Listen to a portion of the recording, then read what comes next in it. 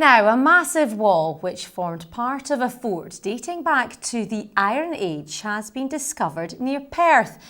It was unearthed on Moncrief Hill by members of a community archaeology project investigating hill forts in the area. Laura Hamilton has the story. It would have been the jewel in the crown of the power brokers of the Iron Age.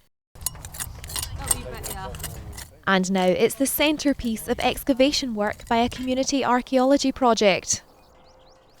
A massive wall forming part of a hill fort has been uncovered.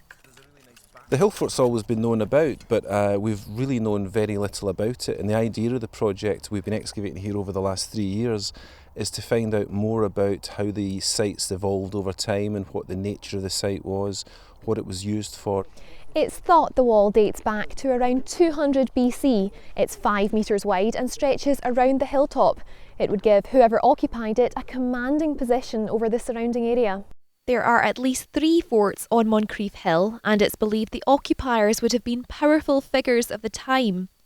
The structures would have taken thousands of people several years to build. It's special in a sense that it's so well preserved and it's monumental architecture, and we're seeing it in Scotland in a hill just next to Perth, where people who come here regularly to walk their dogs and stuff have never really understood what they're walking over. So I think that's kind of nice. It's a popular hill with people that know it, and uncovering the story of it's kind of really, it's quite important to us. This dig here was the one over the small hill fort. Many of the people working on the dig are volunteers who have come from around the world to take part. I've got a big interest in archaeology. At the end of the war, my grandmother took me to a museum and I just saw a mummy and some Roman bits and pieces, and that was me hooked. But you end up having, you feel like you've contributed a bit to, things in the museums and stuff like that. The area is open to the public, but the dig is due to finish next week and the sites will be filled back in.